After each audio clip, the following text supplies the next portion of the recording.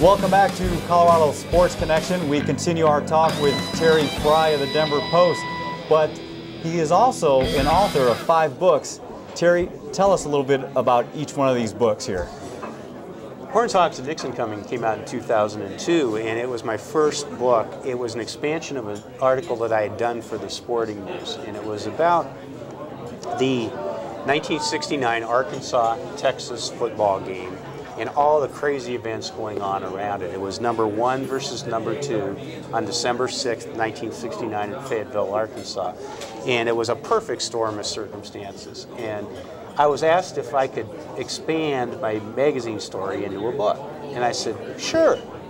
I'm thinking in the back of my mind, there's no way I'm going to find enough material to write an entire book on one football game. So I was thinking in the back of my mind it was going to be a book about the entire centennial year of college football, which was 1969. Well, I ended up having to cut about 1/3 out of the book because of the wealth of material I found. And I won't go over it all, but I can tell you that future President Bush attended that game. President Nixon attended that game.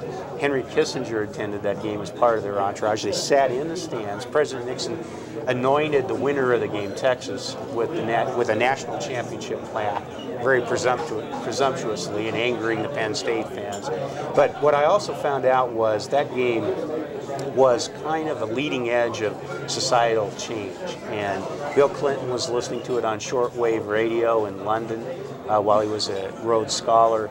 Wow. And his draft status even played a role in the book because everything came together. That was the week of the peacetime draft, or of the draft lottery. It was not in peacetime, of course. Vietnam was going on. And so the players were all concerned about what their draft lottery number was. Bill Clinton was concerned about what his draft lottery number was. And it turned out that he had a tangential connection to somebody involved in the game. Colonel Holmes, the head of the Arkansas ROTC, who was the future father-in-law of the Arkansas tailback. The Arkansas black students were adamant that they should not use the song Dixie as a celebration, an anthem for Arkansas sports. They were prepared to storm the field on national television and occupy it if the song Dixie were played. And that had not come out. I broke that news in the book. I talked about Bill Clinton's draft status in the book. I talked about all the social circumstances going on in that crazy week in 1969. And so it turned out to be far more than football. And the final kicker was that I had gone to Wheat Ridge High School. I had been a farmer, and Freddie Steinmark from Wheat Ridge High School was one of the 3 starters for Texas not from Texas. 2 of them were from Wheat Ridge High School, Bobby Mitchell and Freddie Steinmark. Well, Freddie Steinmark had played that game on a leg being eaten up by cancer, and it was amputated 6 days later, and he died a year and a half later. So in that book, I had hypothesized that that's the most courageous effort on a football field effort. I mean, can you imagine the pain you're going through if your leg is going to have to be amputated 6 days later because of cancer? And so everything came together in that book. And Bill Clinton ended up, although he would not talk to me for the book about his draft status, and I did talk to Colonel Holmes, and he had not spoken about Bill Clinton's draft status and what he did to get out of the draft since issuing an affidavit in the 1992 presidential campaign. So there was even news in the book. But Clinton actually thought I was fair because he praised the book Horns, Hawks, and Nixon Coming in his book, My Life, which was very surprising to me that I accepted the praise. Yeah. So that book came out in 2002. And then after that, my father died in 2001. He was a Broncos executive, and he had been on a 1942 University of Wisconsin national championship team as a sophomore. 1942. It was a final fling year. It was the first year of the war. Everybody knew they would be going off to war. I knew what my father had done. He'd been a P-38 fighter pilot flying unarmed fighter plane over Japanese targets to take pictures in advance of the bomb drops. 67 combat missions. Nobody ever talked about it. It wasn't in his coaching biography. He wouldn't talk about it to the people he coached. They didn't know what he did. But then he played in 1946 and 1947 in Wisconsin also.